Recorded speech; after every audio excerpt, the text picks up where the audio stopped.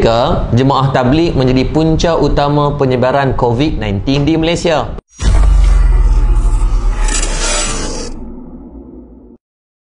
Assalamualaikum warahmatullahi taala wabarakatuh. Saya Muhammad Yaakob Yusra bin Muhammad Yusof daripada Murtada Dakwah Center.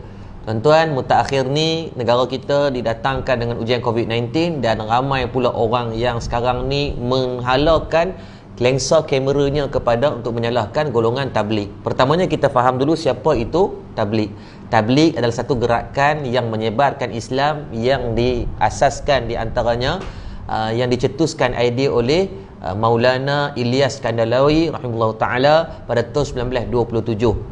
Dan di Malaysia secara rasmi pada 1950-an dibawa oleh golongan orang India Islam yang beragama Islam, dan masuk pada 1970-an orang Melayu Islam pun terlibat dengan jemaah gerakan tabligh.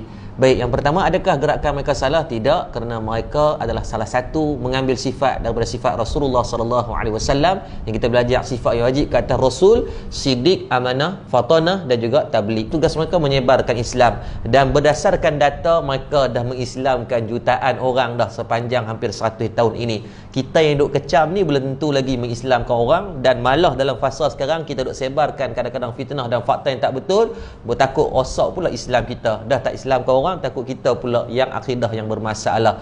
Baik, kita bukan buat video ni untuk nak backup mereka, tapi bukan nak backup siapa-siapa, memenangkan siapa. Malah saya pun bukanlah orang yang terlibat secara langsung dengan tabligh, tapi kita nak bagi fakta agar terselamat kita semua, insya-Allah. Yang pertamanya, netizen mula kecam berkaitan perhimpunan yang dilaksanakan yang dinamakan Ijtima' Jot Khudama dan Ulama Malaysia pada 28 Februari hingga 2 Mac. Maka yang pertamanya kena faham, pada perhimpunan dibuat pada 28 Februari belum diisytiharkan apa-apa berkaitan COVID-19 pada peringkat pandemik. WHO mula mengisytiharkan pada 11 Mac 2020. Maka perhimpunan ini in advance hampir 14 hari ataupun 13 hari lebih awal daripada pemakluman tersebut. Dan ketika himpunan ini dibuat, KKM pun belum mengeluarkan apa-apa arahan untuk menghalang daripada himpunan-himpunan yang berbentuk macam ni. Dan untuk makluman semua juga, pada 28 hari bulan, hari yang sama himpunan Ijtima' Seri Petaling ini berlakunya juga perlawanan bola di antara Piala Sumbangsih JDT bernentang dengan Kedah. Walaupun Kedah kalah, saya sedih tuan sebab saya orang Kedah. Tapi still perlawanan tu lebih ramai jumlah yang berhimpun daripada Seri Petaling. Dalam masa yang sama, kalau tuan perasan, ketika 28 Februari berlakunya langkah Hotel Sheraton daripada kalangan orang politik, still ada perhimpunan media berhimpun beribu orang ketika tu. Maka hari ini bukan kita nak cari kesalahan, tetapi kalau betul kita nak membantu dalam mengekang, sepatutnya kita mencari himpunan-himpunan yang berlangsung selepas daripada 11 hari bulan 3, selepas WHO mengumumkan pandemik dan KKM keluarkan arahan tidak boleh berhimpun. Still, kalau kita tengok ada satu perhimpunan di Sarawak namanya Rumpun Silat Sarawak, lebih daripada 1000 orang berhimpun untuk guru silat dan peserta-peserta silat. Bukan salah pada silat, tapi salah pada perhimpunan. Walaupun hang untuk guru silat, hang Muay Thai, hang ustaz, kalau COVID ni diserang, dia akan serang. Dia tak kira 3 line, 7 line pun dia sapu.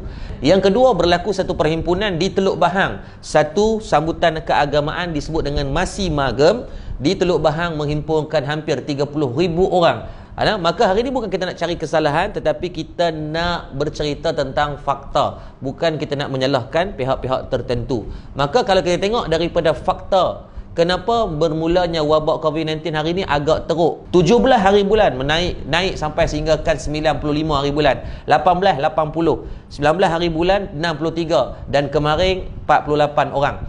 Tapi kalau kita tengok dari segi graf, Dr. Zulkifli Ahmad, bekas Menteri Kesihatan kita, di antaranya disebut kata daripada kluster tabligh dah mula berkurang, tetapi yang bahaya adalah kluster yang non tabligh yang dah mula meningkat naik sehinggakan pada 20 Mac ada 82 orang yang positif. Dan kalau kita tengok bagaimana daripada pihak Syura Markas Dakwah Tabligh Seri Petaling dan daripada kalangan ustaz-ustaz yang terlibat dengan tabligh pun, mereka dah sedaya upaya. Saya tengok macam mana Al-Fadhil Maulana Mansur, mudir kepada Madrasah Seri Petaling, buat video berkali-kali minta agar semua datang buat saringan yang terlibat. Ustaz Abid Liu, Ustaz Farhan Da'i, Ustaz Maulana Helmi, mereka ni sedaya upaya dah usahakan. Dan kalau kita tengok data yang dikeluarkan oleh KKM pada 19 hari bulan 2020, last 12 tengah malam, dari daripada 10,650 yang terlibat, 10,553 telah pun buat saringan. Yang tinggal cuma kurang daripada 1% sahaja kalau mengikut daripada data daripada KKM ini. Maka sekarang bukan ruang untuk kita nak mengecam, tapi ruang kita nak cari titik persamaan untuk kita selesaikan masalah. Sebab kalau tuan-tuan kita tengok dengan ruang ini banyak berlakunya penyebaran fitnah yang tidak betul, seperti mana mereka viralkan kemarin dulu satu kes dibacuk, katanya seorang tabligh tidak mahu bagi kerjasama. Saya ambil gambar confident, gambar seketui besar gambar orang, tapi kemarin secara rasminya pada 21 hari bulan KKM keluarkan di harian Metro berkaitan penafian, kata dia tak bagi kerjasama. Malah dia kata KKM memaklumkan, kata dia bagi kerjasama yang sangat baik. Yang kedua, hari yang sama pada 19 hari bulan disebarkan satu berita, katanya jemaah-jemaah tabligh yang disaring di Hospital Ipoh, mereka berjalan di antara katil ke katil untuk sebarkan dakwah. Bila ditanya balik kepada doktor yang terlibat, doktor tu maklumkan mana tak masuk akal, tak logik, dan itulah tidak benar disebabkan peserta-peserta saringan COVID-19 maka diasingkan daripada klinik, daripada orang-orang pesakit-pesakit biasa. Saya tidak pasti siapa yang rajin sangat duk